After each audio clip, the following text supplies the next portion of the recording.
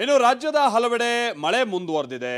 ಇನ್ನು ಮೈಸೂರಿನ ವಿಚಾರವಾಗಿ ಬಂದ್ರೆ ಮೊನ್ನೆ ನೀವು ಗಮನಿಸಿರಬಹುದು, ಪಿರಿಯಾಪಟ್ಟಣದಲ್ಲಿ ನಿನ್ನೆ ಅಲ್ಲ ಮೊನ್ನೆ ಅತ್ಯಧಿಕ ಮಳೆ ಆಗಿತ್ತು. ರಾಜ್ಯದಲ್ಲೇ ಅತ್ಯಧಿಕ ಮಳೆ ಪಿರಿಯಾಪಟ್ಟಣದಲ್ಲಿ ಆಗಿತ್ತು. ಅಂದ್ರೆ ಆ ಮಟ್ಟಿಗೆ ಮೈಸೂರಿನ ಕೆಲ ಭಾಗದಲ್ಲಿ ಮಳೆ ಸುರಿತಾ ಇದೆ. ಈಗಲೂ ಹಾಗೇನೆ ಆ ಭಾಗದಲ್ಲಿ ಮಳೆ ಮುಂದುವರೆದಿದ್ದು ಪಿರಿಯಾಪಟ್ಟಣ ತಾಲೂಕಿನಲ್ಲಿ ಹಳ್ಳ ಕೊಳ್ಳಗಳು ಉಕ್ಕಿ ಹರಿತಾ ಇವೆ. ಆಮೇಲೆ ಗ್ರಾಮದ ಕೆಲ ರಸ್ತೆಗಳಂತೂ ನದಿಗಳಂತೆ ಕಂಡು ಬರ್ತಾ ಇದೆ. ಜಮೀನಿಗೆ ನೀರು ನುಗ್ಗಿ ಜೋಳ, ಶುಂಠಿ ಹಾಗೆ ಇತರ ಬೆಳೆ ನಾಶ ಆಗಿದೆ. ಮಳೆ ನೀರಿನಲ್ಲಿ ಆಟೋ ಒಂದು ಕೊಚ್ಚಿ ಹೋಗ್ತಾ ಇತ್ತು. ಜನ ಎಲ್ಲ ಸೇರಿ ಅದನ್ನ ಹಿಡಿದಿದ್ದಾರೆ.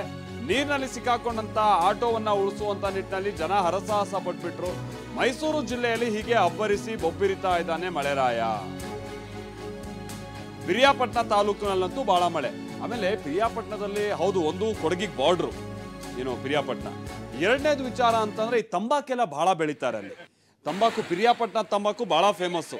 ಬಟ್ ಈಗ ಹಿಂಗೆ ಮಳೆ ಆಗ್ತಾ ಇರೋದು ತಂಬಾಕು ಬೆಳೆಗೆ ಬಹಳ ಹಾನಿ ಆಗ್ತಾ ಇದೆ. ಆಮೇಲೆ ಗೈನ್ ಆ ಭಾಗದಲ್ಲಿ ಕೇರಳದವರು ಮತ್ತೆ ಲೀಸಿಗೆ ಪಡ್ಕೊಂಡು ಶುಂಠಿ ಬೆಳೆಯೋದು ಇದೆಲ್ಲ ತೀರಾ ಹೆಚ್ಚು, ಎಲ್ಲ ಬಹಳ ನಷ್ಟ ಆಗ್ತಾ ಇದೆ. ನೋಡಿ ಯಾವ ನರಸಿಂಹ ಭಟ್ ಹನಿ ಪಾರ್ಕ್ನಿಂದ ವರ್ಷಕ್ಕೆ 40 ಲಕ್ಷ ಗಳಿಸ್ತಿದ್ದಾರೆ. ನೀವು ಕೂಡ ಅವರಿಂದ ಕಲಿಬೇಕಾ? ಅವ್ರ ಜೊತೆ ವಿಡಿಯೋ ಕಾಲ್ನಲ್ಲಿ ಮಾತಾಡಬೇಕಾ? ಈಗಲೇ ಫ್ರೀಡಮ್ ಆ್ಯಪ್ ಡೌನ್ಲೋಡ್ ಮಾಡಿ. ಮಟ್ಟಿಗೆ ಮಳೆ ಬಂದಿದೆ ಅಂತ ಹೇಳ್ಕೊಂಡ್ಬಿಟ್ಟು ಆಟೋ ನೋಡಿ ಹೆಂಗ್ ಕೊಚ್ಕೊಂಡು ಹೋಗ್ತಿದೆ ಅಂತ. ಪಾಪ ಮನೆ ಪಕ್ಕ ಶೆಡ್ ಅಲ್ಲಿ ನಿಲ್ಸವ್ರೆ. ನೀರು ಹೆಂಗ್ ಹರಿತಾ ಇದೆ ಅಂತಂದ್ರೆ ಆಟೋನೇ ಎತ್ಕೊಂಡು ಹೋಗ್ತಾ ಇದೆ. ಆ ಮಟ್ಟಿಗೆ ರಭಸವಾಗಿ ಹರಿತಾ ಇರುವಂತ ನೀರು ನೋಡಿ. ಅಲ್ಲಿ ಬೆಳೆ ಎಲ್ಲ ಹಾನಿಯಾಗಿರೋದು ಬಹಳ ಬೇಸರ ಆಗುತ್ತೆ. ಆಮೇಲೆ ಈ ಬಾರಿ ಒಳ್ಳೆ ಬೆಳೆಯ ನಿರೀಕ್ಷೆಯಲ್ಲಿದ್ರು. ಈ ಶುಂಠಿ ಆಮೇಲೆ ಈ ತಂಬಾಕು ಇದಕ್ಕೆಲ್ಲ ಬಹಳ ಮಳೆಯ ಅವಶ್ಯಕತೆ ಇಲ್ಲ. ಅದು ಈ ಥರದ ಸೀಸನ್ನಲ್ಲಿ ಭಾಳ ಮಳೆ ಬಿರು ಬೇಸಿಗೆಯ ಸಂದರ್ಭದಲ್ಲೆಲ್ಲ ಬಂದುಬಿಟ್ರೆ ನಷ್ಟನೇ ಹೆಚ್ಚು, ಕೊಳತು ಬಿಡುತ್ತೆ. ತಂಬಾಕು ಎಲೆ ಆಗಿರ್ಬೋದು ಅಥವಾ ಶುಂಠಿಗಳಾಗಿರ್ಬೋದು. ಈಗ ಅದೇ ಥರ ಅಂತ ಸಮಸ್ಯೆ ಆ ಭಾಗದಲ್ಲಿ ಉಂಟಾಗಿದೆ.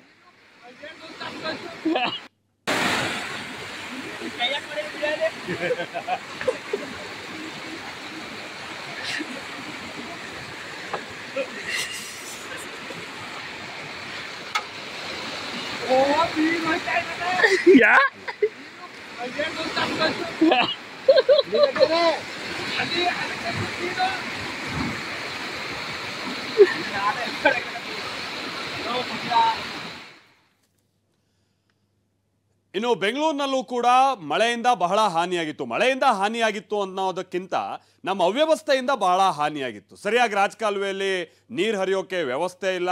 ಇನ್ನು ಮಳೆ ಕಾಲುವೆಗಳಂತೂ ಅದು ದೇವರಿಗೆ ಪ್ರೀತಿ. ಹೀಗಾಗಿ ಯಲಹಂಕದ ಕೆಲ ಲೇಔಟ್ ಬಳಿಯೆಲ್ಲ ಬಹಳ ನಷ್ಟ ಉಂಟಾಗಿತ್ತು. ಈ ಕಾರಣಕ್ಕಾಗಿಯೇ ಇವತ್ತು ಮುಖ್ಯಮಂತ್ರಿಗಳು ಸಿಟಿ ರೌಂಡ್ಸ್ ಹೋಗ್ತಾ ಇದ್ದಾರೆ ಅನ್ನುವಂಥದ್ದು ಗೊತ್ತಾಗ್ತಾ ಇದೆ. ಬನಶಂಕರಿ ದೇಗುಲ, JP ನಗರ, ದಾಲ್ಮಿಯಾ ಜಂಕ್ಷನ್, ಬನ್ನೇರುಘಟ್ಟ ರಸ್ತೆ ಹೀಗೆ ಮುಖ್ಯಮಂತ್ರಿಗಳು ಇವತ್ತು ಬಹಳಷ್ಟು ಕಡೆ ಹೋಗ್ತಾ ಇದ್ದಾರೆ. ವಿಜಯ ಬ್ಯಾಂಕ್ ಲೇಔಟ್, ಕೋಡಿ ಚಿಕ್ಕನಹಳ್ಳಿ ಅಂದರೆ ಬಿಳೇಕ್ನಲ್ಲಿ ಆ ಭಾಗ ವಿಜಯ ಬ್ಯಾಂಕ್ ಲೇಔಟ್, ಆಮೇಲೆ ಹೊಸೂರು ರಸ್ತೆ, ಸಿಲ್ಕ್ ಬೋರ್ಡ್ ಜಂಕ್ಷನ್ ಆ ಕಡೆನೂ ಕೂಡ ಮುಖ್ಯಮಂತ್ರಿಗಳು ಇವತ್ತು ಹೋಗ್ತಾ ಇದ್ದಾರೆ. HSR ಲೇಔಟ್, ಆಮೇಲೆ ಆಗರ ಕೆರೆ ಅಲ್ಲೂ ಕೂಡ ಮುಖ್ಯಮಂತ್ರಿಗಳು ಹೋಗಿ ಇವತ್ತು ಪರಿಶೀಲನೆ ನಡೆಸೋರಿದ್ದಾರೆ.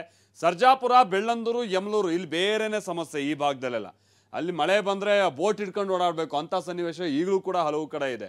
ಸೊ ಬೆಳಗ್ಗೆ 11 ಗಂಟೆಯಿಂದ CM ಸಿಟಿ ರೌಂಡ್ಸ್ ಹೊರಡ್ತಾ ಇದ್ದಾರೆ. ಗೃಹ ಕಚೇರಿ ಕೃಷ್ಣಾದಿಂದ ಮುಖ್ಯಮಂತ್ರಿಗಳು ತೆರಳೋರಿದ್ದಾರೆ. ಈಗ ಆಲ್ರೆಡಿ DCM DK ಶಿವಕುಮಾರ್ ಕೂಡ ಒಂದು ಹಂತ ಸಿಟಿ ರೌಂಡ್ಸನ್ನು ಮಾಡಿದ್ದಾರೆ. ಈಗ ಮುಂದುವರೆದ ಭಾಗವಾಗಿ ಮುಖ್ಯಮಂತ್ರಿಗಳು, ಬಟ್ ಇಬ್ಬರು ಸಪ್ರೇಟ್ ಆಗಿ ಮಾಡ್ತಾ ಇರೋದನ್ನು ನಾವು ನೋಡ್ತಾ ಇದ್ದೀವಿ. ಮೊನ್ನೆ ಯಲಹಂಕ ಈ ಭಾಗದಲ್ಲೆಲ್ಲ ಉಪಮುಖ್ಯಮಂತ್ರಿಗಳು ಹೋಗಿ ಸಿಟಿ ರೌಂಡ್ಸ್ ಮಾಡಿದ್ರು. ಈಗ ಮುಖ್ಯಮಂತ್ರಿಗಳ ಸರದಿ ಅವರು ಕೂಡ ಇವತ್ತು ಸಿಟಿ ರೌಂಡ್ಸನ್ನು ಮಾಡ್ತಾ ಇದ್ದಾರೆ.